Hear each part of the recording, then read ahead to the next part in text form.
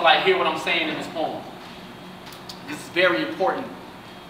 You all are coming into your young adulthood, and it's going to be temptations for you to get these credit cards and things like that, right? So I wrote a poem just teaching you about some of the economics. So this is the poem. Here it goes.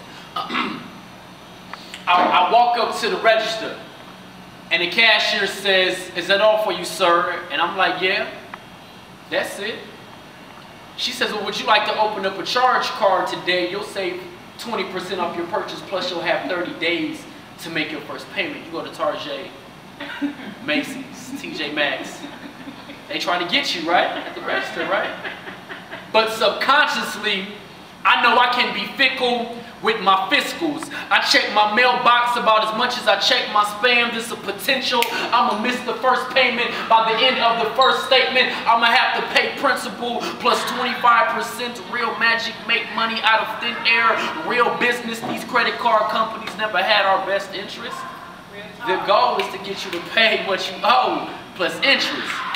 Did I mention, if you're tardy, $35 late fee exceeds your credit balance, $35 over the limit. You got exhibit fees like inactivity, setup, annual fee, foreign purchase, cash advance, balance transfer fee, return idle fee, man. All these fees make you want to mess somebody up.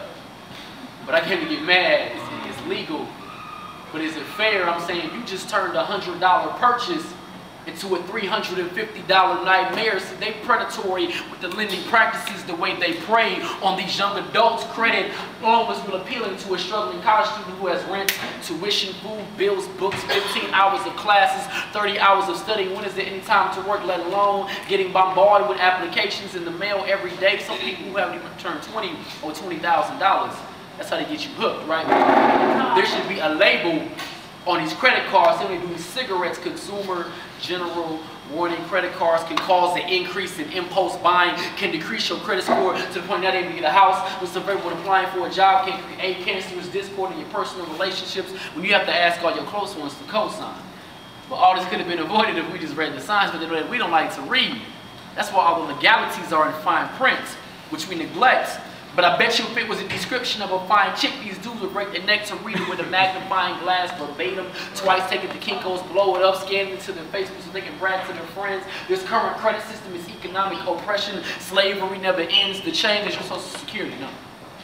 Cotton is still cotton. The whip is your debt. You look the wrong way, turn around, they done stole your check. They set the plate real nice. They use garnishes from your wages as the perfect decor. But I can't solely blame the financial institutions. We are the ones making the purchases out of these stores, keeping up with the Joneses, buying things that we can't afford. As soon as you drive off the lots with the brand new Ford, it depreciates $3,000 less than what you just signed the loan for. Collections, calling constantly. Now you gotta press ignore, all because we couldn't ignore the 60-inch flat screen, HD, 3D, Blu-ray, surround sound, iPad 2. Do we have to go to the mall, Burlington, TJ Maxx, Marshall, BCBG, Mac Law, Louis Vuitton shoe? How you always fly, but you stay broke? I know a dude that got $1,000 worth of tattoos, but he can't pay his house note. I know this girl, she 21 and she forever shopping at Forever 21. She keep a pair of bad pumps, but it's all bad because she can't pump no gas in her car.